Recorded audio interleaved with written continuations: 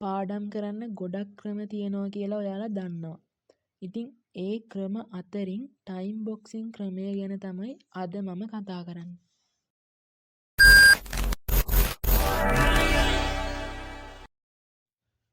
ඉතින් මේ time boxing ක්‍රමේදී කරන්නේ දවසේ තියෙන වෙලාව කොටු වලට බෙදා ගන්න එක. ඉතින් ඔයාලට පුළුවන් පැය ගානේ නැත්තම් පැය භාගි ගානේ වගේ දවසේ පැය 24ම කොටස් වලට බෙදා ගන්න. මම ඩිස්ක්‍රිප්ෂන් එකේ ලින්ක් එකක් දාලා තියන්නම්. අවශ්‍යයි PDF එක ඩවුන්ලෝඩ් කරගන්න පුළුවන්.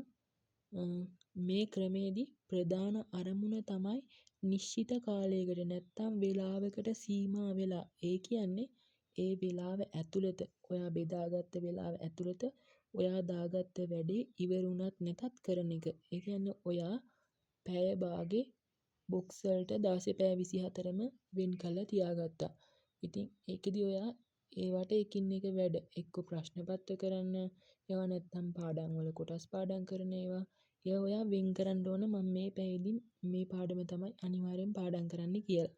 ඉතින් එහෙම ඒ පාඩම ඔක්කොම කරගන්න බැරි වුණත් නැතත් ඒ වෙලාවේදී ඒක ඉවර කරන එක තමයි මේ ක්‍රමේදී කරන්නේ. උදාහරණයක් ගත්තොත් ඔයා උදේ 9 ඉඳන් 10 වෙනකන් ගණන් ප්‍රශ්න පත්‍රයක් කරන්න හිතන් ඉන්නවා. හැබැයි ඔයාට පැයක් ඇතුළත ඒක කරන්න පුළුවන් වුණත් නැතත් ඔයා අනිවාර්යෙන්ම ඒ වෙලාව ඉවරුනාම ඒක නතර කරන්න ඕන. කරන්න බැරි වුණේ ඒවා කරන්නත් තව අමතර කොටුවක් ඔයාට තියාගෙන ඉන්න පුළුවන්.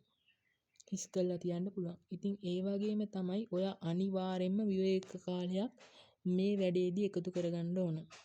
ඔයාට පුළුවන් විනාඩි 30 බොක්ස් එකක් හදාගෙන ඉන්නවනම් ඒ විනාඩි 30ේදී අන්තිම විනාඩි 5ේදී ඔයාට බ්‍රේක් එකක් ගන්න පුළුවන්. ඒ වගේම ඔයා පැය බොක්ස් හදාගෙන ඉන්නවනම් අන්තිම විනාඩි 10ේදී ඔයාට බ්‍රේක් එකක් ගන්න පුළුවන්. ඉතින් මේක ඔයාට ඕන විදියට හදාගන්න පුළුවන්. ඒ කියන්නේ ඔයාට ඩයිලි ටයිම් ටේබල් එකක් තියෙනවා නම් ඒකේ පැය භාගයේම කොටස් නැතුව ඔයාට එක එක වැඩ කරන්න කාලේ එක එක විදියටනේ යන්නේ.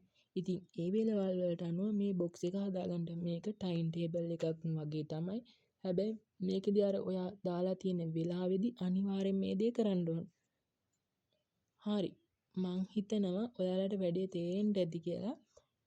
ඉතින් වීඩියෝ එක හොඳයි නම් වීඩියෝ එකට ලයික් කරන්න, ඒ වගේම තව කෙනෙක්ට බලන්න ෂෙයා කරන්න වගේම මේ වගේ තවත් අලුත් වීඩියෝ බලන්න channel එක subscribe කරලා තියාගන්න.